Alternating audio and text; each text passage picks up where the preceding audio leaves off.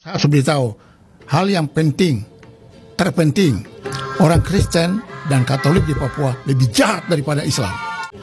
Orang Kristen dan Katolik di Papua lebih jahat daripada Islam. Orang-orang Indonesia yang menggembalakan di sana, jadi pendeta di sana, datang ke sana, bikin jemaat sendiri. Terus tidak ajak orang Papua lagi? Tidak sama-sama, tidak mau bersama-sama dengan orang Papua. Salve sahabat Katoliku keren, beredar sebuah video yang mengatakan bahwa tak hanya gereja Protestan, gereja Katolik juga tidak merangkul suku asli Papua. Sahabat Katoliku keren, apakah benar? Yuk kita membahasnya. Sahabat Katoliku keren, gereja Katolik justru adalah gereja yang sangat merangkul umat dari berbagai suku bahkan berbagai bangsa. Bisa kita lihat gereja Katolik menjadi satu-satunya gereja di dunia yang tersebar di seluruh dunia. Dengan jumlah umat mencapai 1,4 miliar jiwa, umat dari gereja Katolik tak hanya terdiri dari satu suku saja, tetapi dari seluruh suku di segala penjuru dunia. Bagaimana dengan Papua?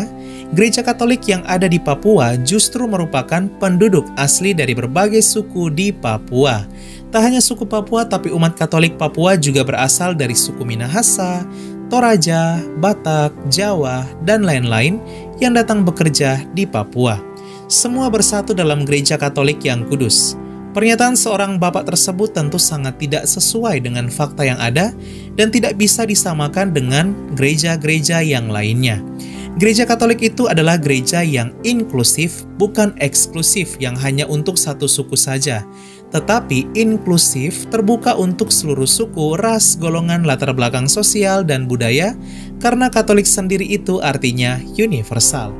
Umat Katolik dari Flores, Minahasa, Jawa, Batak, dan berbagai suku lainnya ketika datang ke Papua tidak mendirikan gereja sendiri, melainkan justru bergabung dan membaur dengan saudara-saudarinya umat Katolik di Papua dalam gereja Katolik yang kudus sebagai satu kesatuan umat Katolik Papua. Pun sebaliknya, gereja Katolik tak hanya untuk satu suku saja, melainkan merangkul lintas suku termasuk umat asli Papua. Pernyataan seorang bapak tersebut tentu sangat keliru karena gereja Katolik tak bisa disamakan dengan berbagai gereja denominasi Protestan yang tentunya memiliki sinode sendiri yang pada umumnya berdasarkan wilayah kesukuan. Beberapa video yang akan ditampilkan ini menunjukkan betapa situasi gereja Katolik di tanah Papua yang tak hanya berasal dari suku luar Papua tapi didominasi oleh sebagian besar umat asli Papua.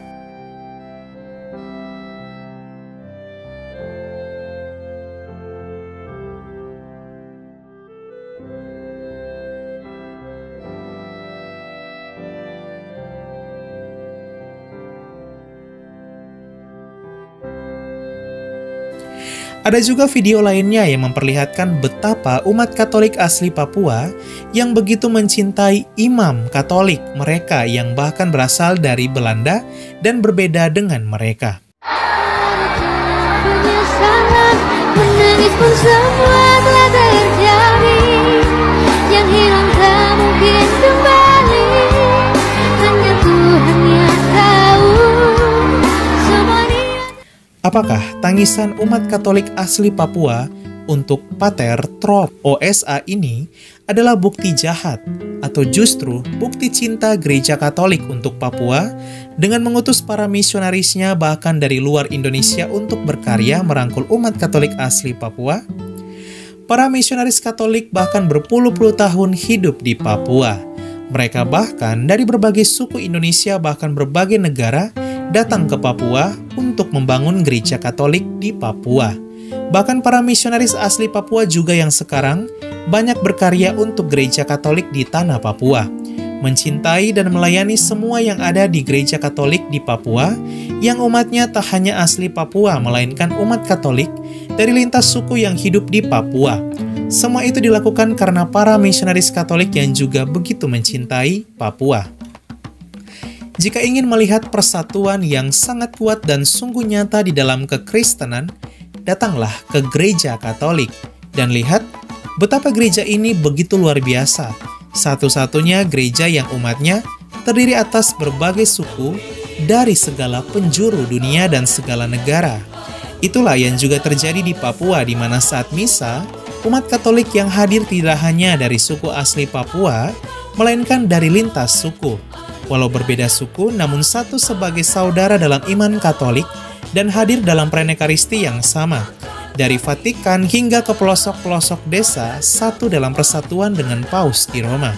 Tidak ada yang namanya gereja Katolik untuk satu suku saja. Misalnya, gereja Katolik Jawa Bersatu, gereja Katolik Iman Manado, gereja Katolik di Flores. Tidak ada. Semua memakai nama yang sama di seluruh dunia, yaitu Gereja Katolik atau Catholic Church, sebagai tanda betapa kuatnya persatuan gereja Katolik di dunia. Sehingga umat Katolik mau ke Jakarta, ke Kalimantan, ke Sumatera, Papua, bahkan ke Afrika sekalipun, ke Rusia, ke Tiongkok, ke Amerika, dan berbagai negara Eropa sekalipun, tetap ada gereja Katolik dengan nama yang sama, liturgi yang sama, dan umatnya terdiri atas lintas suku dan bangsa.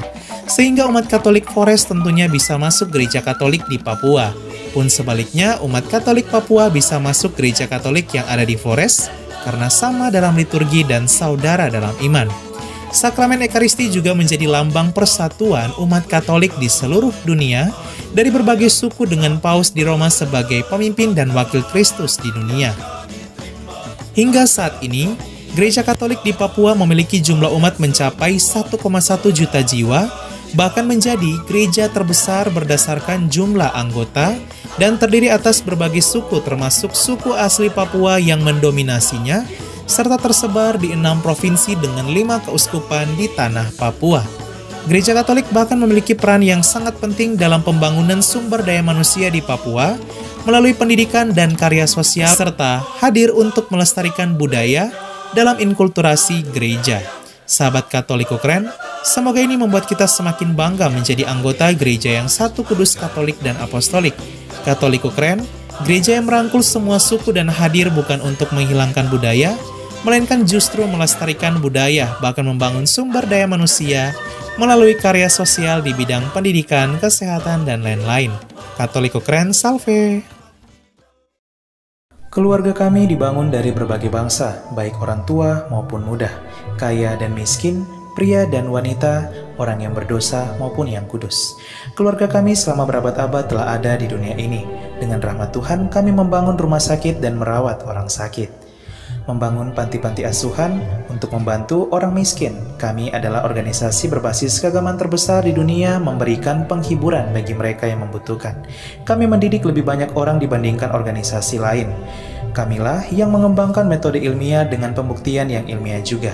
Kami mengembangkan sistem pendidikan dunia dan memperjuangkan hak dalam kehidupan setiap manusia maupun juga dalam pernikahan dan keluarga. Banyak kota di dunia diberi nama orang kudus kami menjadi inspirasi atas jalan suci mereka. Dibimbing oleh Roh Kudus, kamilah yang membuat Alkitab dan melestarikan tradisi suci.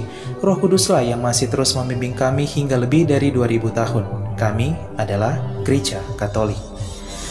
Dengan jumlah anggota keluarga lebih dari 1 miliar, memberikan sakramen sebagai pemenuhan hidup iman Kristiani. Selama berabad-abad kami selalu berdoa untukmu dan juga untuk dunia, setiap jam dan setiap hari dalam misa yang kudus. Yesus sendirilah yang mendirikan gereja kami ketika ia mengatakan kepada Petrus, pemimpin gereja Katolik pertama, "Engkau adalah Petrus dan di atas batu karang ini akan kudirikan gerejaku."